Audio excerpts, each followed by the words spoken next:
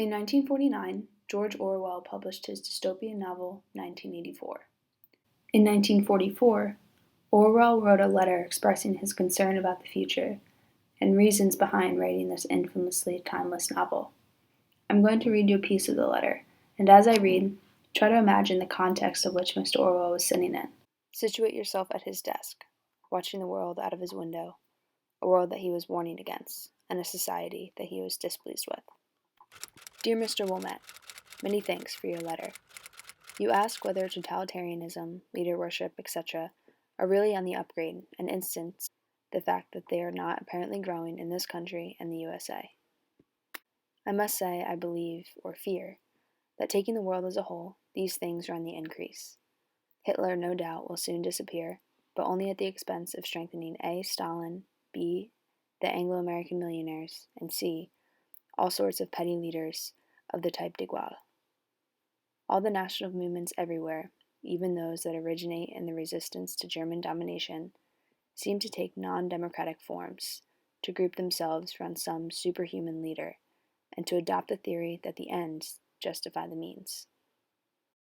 Everywhere, the world movement seems to be in the direction of centralized economies, which can be made to work in an economic sense, but which are not democratically organized, and which tend to establish a caste system.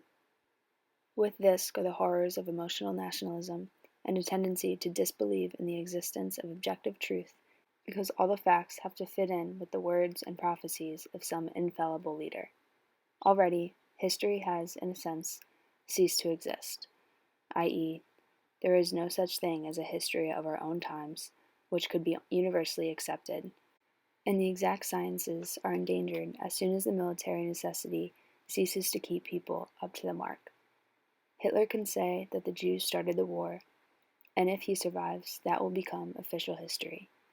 He can't say that 2 and 2 are 5, because for the purpose of, say, ballistics, they have to make 4. But if the sort of world that I am afraid of arrives, a world of 2 or 3 great superstates which are unable to conquer one another, 2 and 2 could become 5 if the leader wished it. That, so far as I can see, is the direction in which we are actually moving, though of course the process is reversible.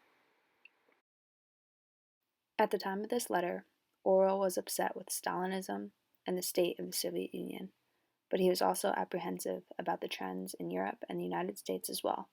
These trends included an increased technological warfare and unnerving support for non-communist dictatorships. Because of this book, you may have heard of such phrases like thought police, newspeak, doublethink, or perhaps most famously, Big Brother. In the coming weeks, as we flip through the pages of this classic piece of fiction, we will start to understand the true meaning behind all of these terms.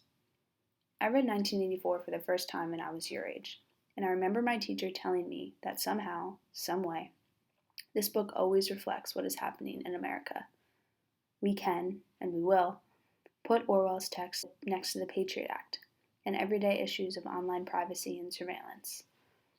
But nearly 70 years later, this novel has flown off the shelves like never before. As we've touched on in class, fear is a powerful motivator. And that's why I hesitate to even tell you that the explanation for many behind this novel's newfound recognition is because the dystopia of 1984 feels a little bit like reality today in 2017. The only reason I present you with this explanation is so I can ask you to consider the dangers of accepting it as true. Before we read, I want you to think first about the danger of accepting any claim as true, before we take the steps ourselves to carefully look at supporting evidence, make connections, and decipher facts from falsehoods. Below this video, you will see a couple of links. The first is of Orwell's full letter. I recommend that you read the entire thing, and take note of any ideas that caught your attention. Be prepared to come to class and explain why. Relatedly, there is a New York Times article from the actual year, 1984, titled, "Soviet Says Orwell's Vision is a Reality in the U.S." Again, please read this and keep an eye out for any facts and supporting evidence highlighting the important parallels that you might see. Lastly, There are 2 links that highlight manipulated historical images. What do you see? Were you surprised? And what impact do you think images, in general, have on the way we remember and talk about history? We are going to read this text carefully, and we will do so with an eye towards deciding for ourselves what evidence, if any, 1984 has in our modern day world, frequently pausing to consider current events and modern news. No matter what, by the time we finish reading, we will be better equipped with facts, supporting evidence, and reason. Is this book one of the best that tells us a story we already know? We will decide.